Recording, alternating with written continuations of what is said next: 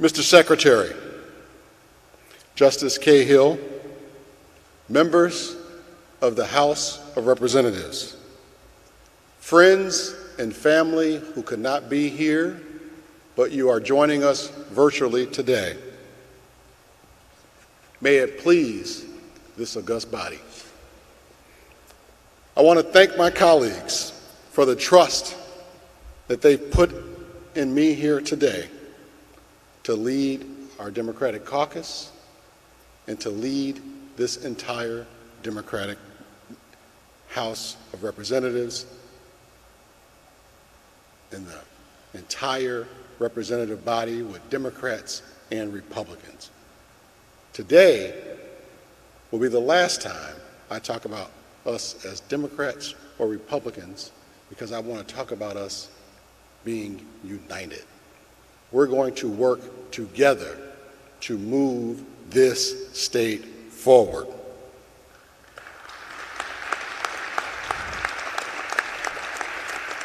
I am grateful and humbled by your friendship, your guidance, and your trust.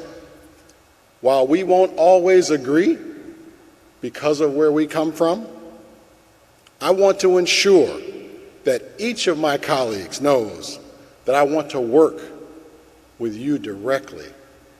I extend my hand to you, and to you, so that we can all work together.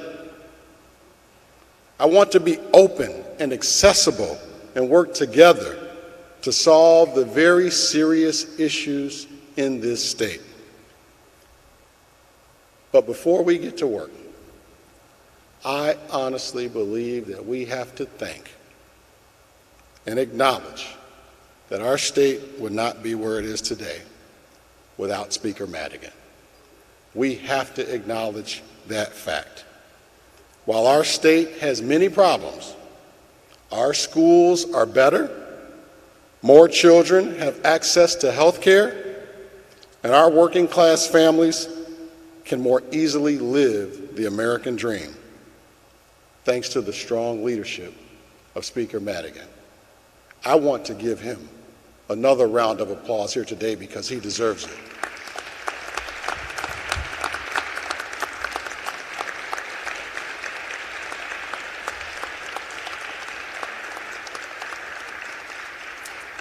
I have personally witnessed his steadfast leadership, and I have learned what true leadership looks like. Even in the face of very difficult adversity, I have seen that steadfast leadership. This state will never be able to adequately thank Speaker Madigan for the job he has done. I can't go any further without thanking my wife, my beautiful wife, Shantae, who's watching virtually and couldn't be here for this historic moment here today. She's been my rock. She's been my supporter, my cheerleader. And when I called and told her what was going on here and asked what her thoughts were, even though she knew what was ahead, all of the negativity that would be coming forth, the hate that would be spewed on TVs and in newspapers, my wife said to me, "You're ready. You've prepared your whole life for this moment. And if you want to do that, you do it. You step up and answer the call and help fix our state." So I want you all to give my wife a round of applause, because she's going to need it.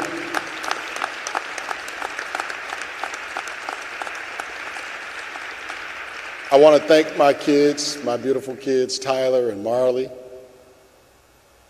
I want to thank my seatmate Ford, my seatmate Fran. If we weren't in COVID-19, my kids would have held that Bible. and not being able to have that opportunity for this historic day, I'm going to look back on forward, and I'm going to think of my kids when I see you in that picture. You remember that now, because that's how much I love that man. He's been a mentor to me and a friend since I got here. I want to talk about what lies ahead.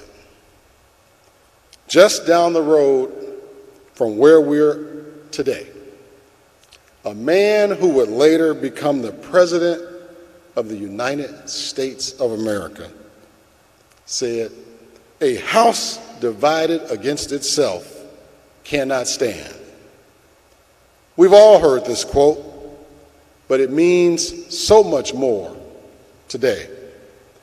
For too long, the politics in this country have been far too divisive. Today, as families are dealing with a deadly disease that's killed hundreds of thousands of our loved ones, people are so polarized by our broken politics that we struggle to advance basic solutions. Many treat their refusal to do something as simple as wear a mask for the protection of those around them as a symbol of pride. And some even deny that this deadly virus has killed 379,000 Americans. That they deny that this virus is real. We actually witnessed a storming of the U.S. Capitol that was unlike anything we've seen in our lifetime. And I know Leader Durkin sent out a statement condemning that activity. Thank you for doing that, Leader. And I applaud you for that. But our bitter politics, what you've seen on display here the last couple of days, brought us to this moment. In the last year, we've seen the tragedy of racial tensions reach a boiling point after innocent men and women have been murdered in the streets. But our politics force many people to see the issue as black and white, as opposed to human being to human being. Why do we do that? Why? Why is it difficult to ensure that families' unemployment checks continue unabated and arrive on time so struggling families can feed their children? Why is that hard to grasp? That's what people are talking about in my district, and your district, and your district, and yours too. When is it enough? When do we put our politics aside and remember that we're all human beings? And when we come here every day, we have to work together. While we might not always agree with each other, why do our politics have to be about negativity and destruction? I hope we can open a new chapter in this great state where we can work together to help families who have lost jobs, access to employment, heck, access to the unemployment office, and health care, where we can work together to ensure every person, regardless of their race, their religion, or their sexual orientation, are treated fairly and equally in this great state. I believe that we can strengthen relationships between police and the communities they serve while making Illinois a national leader on issues of racial justice and equity. We can do that. We did that today because of the leadership of my friend and my frat brother, Representative Justin Slaughter. Let's give him a round of applause. We can create new opportunities for minority-owned businesses investing in historically underserved communities, and promoting workplace fairness. Our families in our state are facing untold hardships due to COVID-19. No family has been left unaffected, but some families have been impacted more than others. I believe the federal government continues to manage this pandemic week to week and month to month, when we all know that effects will be felt much longer, and we need a better plan. I will work with you all to demand that the federal government ensures unemployment benefits that help all families in all of our districts. People are struggling. What they're talking about in our districts, the calls that we're getting, the emails that we're getting, is about COVID-19. So that's what we need to be talking about here. So workers who have lost their jobs through no fault of their own know that they will be able to provide for their families. Bringing our community back from COVID is also an opportunity to build a stronger economy. I want to work with you all, you're hearing a theme here, to expand job training, to help displaced workers rebuild their careers, invest in green energy and green jobs, so those whose careers have been shattered by COVID-19 can bounce back and find work.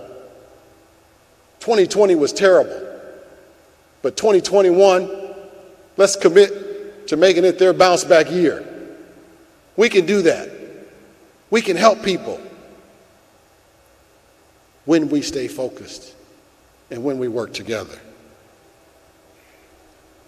I will work with you all to rein in the cost of prescription drugs, create options for displaced workers, and to help people keep their insurance. We will need to work together to make difficult decisions, folks. Let's get ready, because we are going to have to make some difficult decisions to control spending while we protect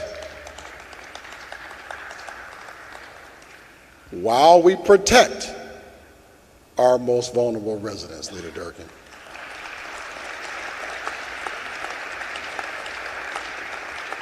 And while we ensure schools receive the funding that they need.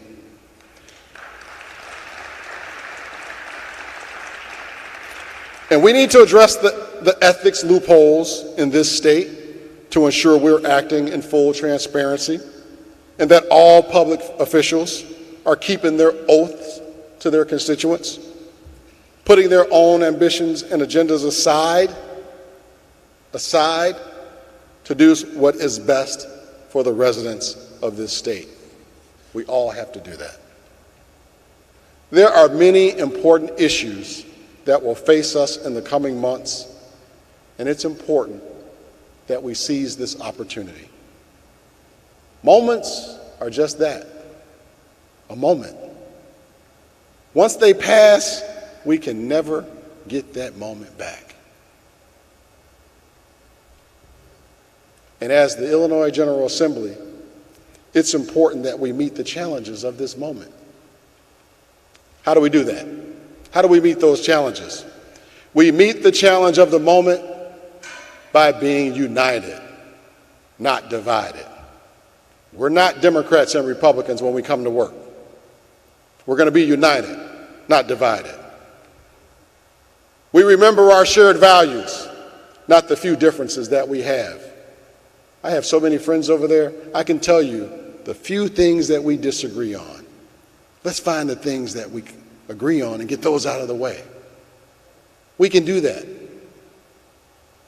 People at home have no idea that it's the small things that they see and read about on TV. We can do better.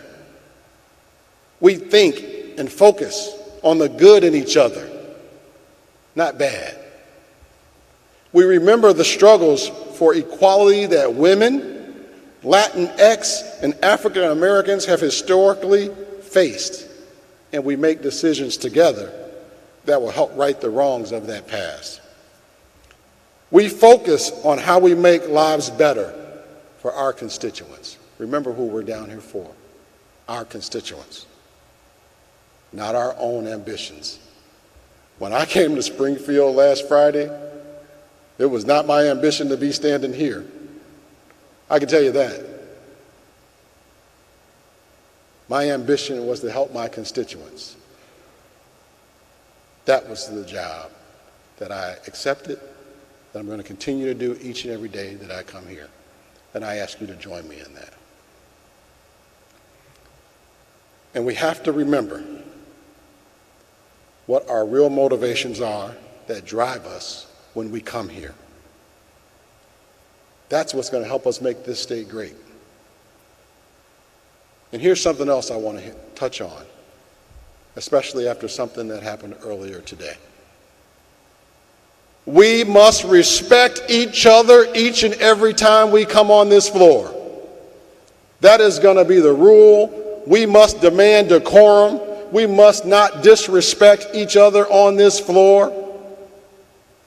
Men, Leader Durkin, we will not disrespect women.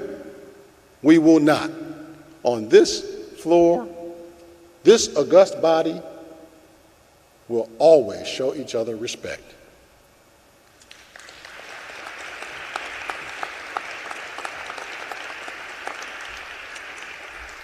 I'm not from downstate, and I'm not from Chicago. During my time in Springfield, I've sat on the floor between my friends, LaShawn Ford from the west side and Frances Ann Hurley from the southwest side. Two different members, y'all just have no idea. I've been sitting between the two of them for 8 years. I feel that sitting between those two, I can't really tell you exactly what goes through my mind some days, but I can tell you that it's like a small microcosm of my time in Springfield. I don't necessarily fit in perfectly in any one place. Given that, during my time here, I've instead tried very hard to spend time understanding the needs each of you bring to this body. I've worked hard to improve the lives of all of our constituents. And I've worked hard to always be a member who brings this body together, not tear down or rip this body apart. I've worked very hard to be someone that unites us in our goals and our aspirations. I don't know if that's because I was a middle child and I had to unite my older brother and my younger brother, but I guess that's my life experience and I brought it here. Last week in this country, we saw history made in the state of Georgia, a deep red state. We saw an African-American preacher and a 33-year-old Jewish man elected to the United States Senate. You guys grasp that moment? Understand what that moment meant? That's one of those moments that we can't just let pass and not acknowledge. Senator-elect Raphael Warnock told a story last week that I believe really captures this moment well. He said, "I remember my dad used to wake me up every morning at dawn. It was morning, but it was still dark out. It's dark right now, but morning comes. And as scripture tells us, weeping may endure for a night, but joy comes in the morning. Let us rise up, greet the morning, and meet the challenges of this moment. Together, we can do the necessary work and win the future for all of our children. Not just my two, not just little Charlie over there, everybody's children. Everybody. I am awestruck and humbled to be standing before you today as my sister and nominator, Representative Ramirez, stated, to be the first Black Speaker of the Illinois House of Representatives.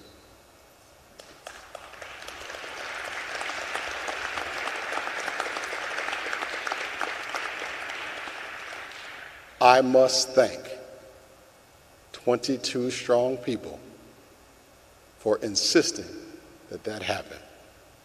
Please acknowledge, respect, and thank the members of the Illinois House Black Caucus. Let's give them a round of applause.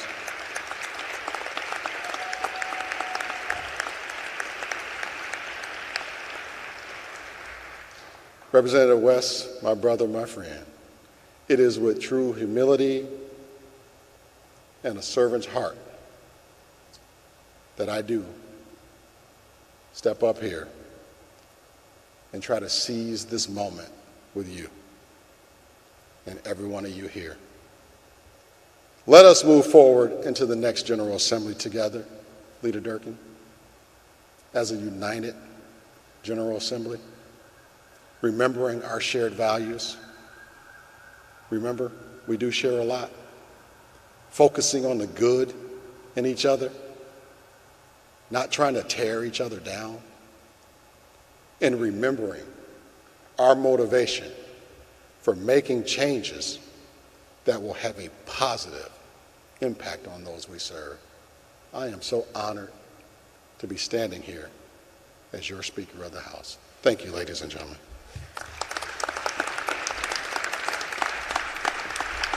Thank you.